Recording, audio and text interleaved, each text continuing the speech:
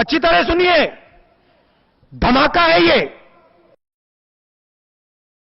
महाराष्ट्र का चुनाव इस पे तय नहीं होगा कि शिवाजी के बारे में नेहरू जी ने क्या कहा या कांग्रेस पार्टी क्या कर रही है। मेरा स्पष्ट तौर पे मानना है अगर महाराष्ट्र में सब कुछ भारतीय जनता पार्टी के लिए अच्छा हो रहा होता तो लोकसभा के चुनाव में इतनी बुरी गति नहीं होती। महाराष्ट्र में अगर सब कुछ ठीक हो रहा होगा तो सीएसडीएस का सर्वे ये नहीं कहता कि राहुल गांधी महाराष्ट्र के अंदर नरेंद्र मोदी से ज्यादा पॉपुलर है। तो वहां की सरकार को यह जवाब देना पड़ेगा कि आपने क्या डिलीवर किया है। अगर वो इस तरीके से सवाल खड़े करेंगे तो राहुल गांधी को बड़ा करने की कोशिश करेंगे। और मैं बार बार इसको कह रहा हूं कि जितना राहुल गांधी पर हमला भारतीय जनता पार्टी करेगी, आपको ऐसा क्यों लगता है कि राहुल गांधी बड़े नहीं हैं और बड़ा करने की लगातार उनको बड़ा करने की कोशिश कर रहे हैं। वो एलओपी है, देखिए संसद में लीडर ऑफ ओपोजिशन है, उनके 99 सीटों वाली पार्टी आपके लिए बड़े नहीं है। देखिए महत्वपूर्ण सवाल आज की तारीख में महाराष्ट्र के अंदर क्या है कि महाराष्ट्र पिछले 1-1.5 सालों के अंतर्गत इकोनॉमिक डेटा के ऊपर पिछड़ा है। अब ये डेटा की एनोमली है। अब इसमें किस डेटा पर मैं भरोसा करूं, किस डेटा पर भरोसा न करूं, ये अपने आप में चिंता की बात हो सकती है। लेकिन निश्चित तौर पर ये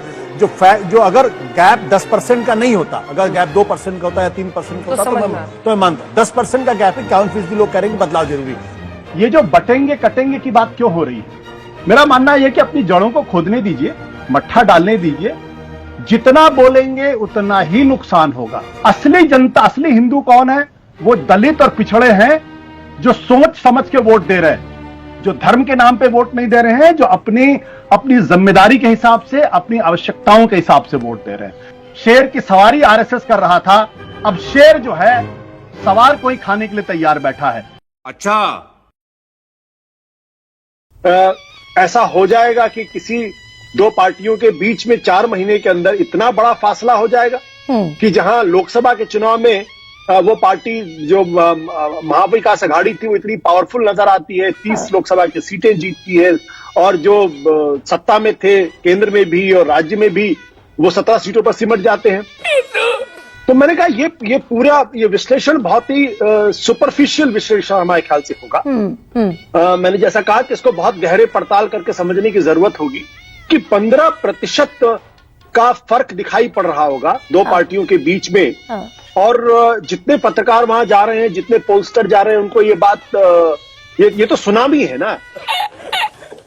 और कोई ये कहने को तैयार नहीं था कि दरअसल ये कहीं कोई वेव चल रही है। मुझे अच्छी तरीके से याद है जब हम लोग पत्रकारिता शुरू कर रहे थे तो बहुत सारे चुनाव होते थे जहां कहते थे ये वेव का चुनाव है, यहाँ पे लहर चल रही है। एक भी पत्रकार ऐसा नहीं मिला जिसने कहा कि लहर चल रही है।